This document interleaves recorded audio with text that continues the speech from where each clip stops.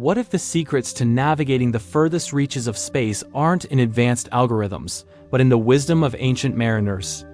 Imagine Polynesian star charts guiding a Mars rover or a Viking sunstone influencing an eye mapping. We're about to uncover the profound and surprising ways humanity's oldest wayfinding instincts are still our most potent tools for discovery, shaping everything from deep-sea exploration to interstellar travel. Close your eyes for a second. Imagine you're on a small outrigger canoe, the vast, unbroken Pacific Ocean stretching out in every direction. There's no land in sight, no phone, no GPS, just the endless blue below and the infinite star-dusted black above. How do you find your way? This isn't a survival show scenario. This was reality for ancient Polynesian navigators. They didn't just survive. They thrived, colonizing a territory larger than the continent of North America, dotting the Pacific with their cultures. Their secret weapon, the star compass. This wasn't a physical object, but a sophisticated mental map, a celestial grid built from a lifetime of observation. They knew which stars rose and set at specific points on the horizon, a specific star that would hang directly overhead at its latitude. To find it, they simply had to sail until that star, their guiding light, was at its zenith. But their genius didn't stop when the sun rose. They were masters of reading the ocean itself. They could feel the rhythm of the waves, the subtle shifts and swells that bounced off distant, unseen islands. A change in the ocean's heartbeat could signal land hundreds of miles away. They observed the flight paths of birds, knowing that certain species would fly out to fish in the morning and return to land in the evening. They could even smell the vegetation or see the faint greenish tint in the clouds that reflected shallow lagoons from over the horizon. This wasn't just navigation. It was a total sensory immersion, a deep conversation with the planet. They built what we now call a cognitive map, an incredibly detailed mental model of their world, stored not on a silicon chip, but in the intricate neural pathways of the human brain. And they weren't alone in this intuitive mastery. Thousands of miles away in the cold, misty waters of the North Atlantic, the Vikings were becoming legendary seafarers. While sagas tell of their incredible journeys to Iceland, Greenland, and even North America, they leave us with a tantalizing mystery. How did they navigate under the perpetually overcast skies of the north, where the sun was often hidden? Enter the legend of the sunstone, the solar stein. These were believed to be crystals, perhaps calcite or iolite, with a remarkable property called birefringence. By looking through the stone and rotating it, a navigator could find the hidden position of the sun with uncanny accuracy by observing how the light polarized, even through thick cloud cover. It's a stunning example of ancient technology that feels almost like magic, a testament to a deep empirical understanding of the natural world. These skills, the Polynesian star compass, the Viking sunstone, the sensory reading of the environment might seem like relics of a bygone era. We have satellites, atomic clocks, and GPS systems that can pinpoint our location to within a few feet anywhere on the globe. So why should we care about these ancient methods? Because these techniques are not just historical footnotes. They are expressions of the fundamental human cognitive abilities that drive all exploration, past, present, and future.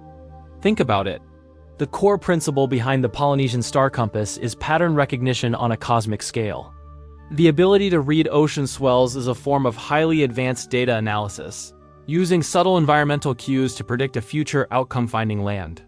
This is the very essence of what we are trying to teach our most advanced artificial intelligence.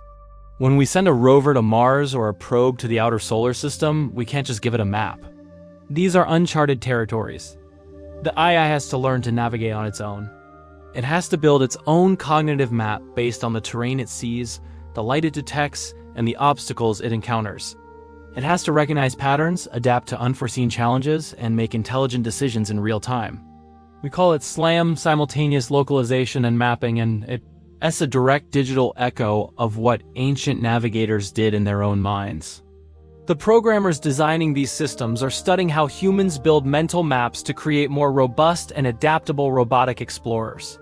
We are, in essence, trying to teach our machines the ancient art of intuition.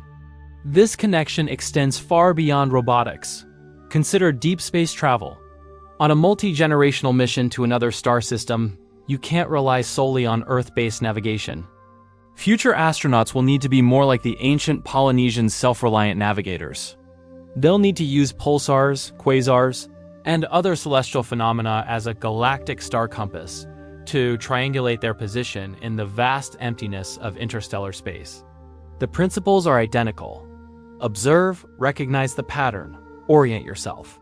The scale has changed from oceans to galaxies, but the cognitive process is timeless.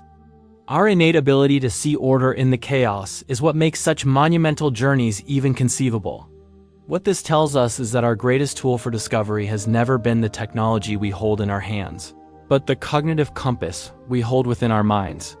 This internal compass is built on our species' hard-won abilities: hypersensitive observation, creative problem-solving, and an unshakable adaptability. Ancient navigators didn't see themselves as separate from their environment. They were part of it. Their survival and success depended on a deep, symbiotic understanding of the world. And as we push into new frontiers, whether it's the deepest trenches of our own oceans or the barren landscapes of other worlds, we're realizing that this holistic approach is more critical than ever. We can't just impose our will on these new environments. We have to learn to listen to them to understand their rhythms and rules, just as our ancestors did. The human brain, with its billion-year evolutionary heritage of making sense of the world, remains the ultimate exploration device. It's a physical manifestation of our deepest cognitive functions. The same impulse that led early humans to peek over the next hill is the same one that now drives us to send probes past Pluto. It's a fundamental part of our nature. The cognitive compass isn't just about finding our way from point A to point B, it's about our timeless quest to understand our place in the universe, to map the unknown, and in doing so, to map the incredible potential of the human mind itself. The next time you look up at the stars, remember, you're looking at the oldest map in existence, and the desire to follow it is one of our most ancient and noble instincts. Thank you so much for joining me on this journey through time and space. If this changed how you think about exploration, hit that like button and subscribe for more deep dives into the connections between our past and our future. Let me know in the comments which ancient technology fascinates you the most. See you in the next one.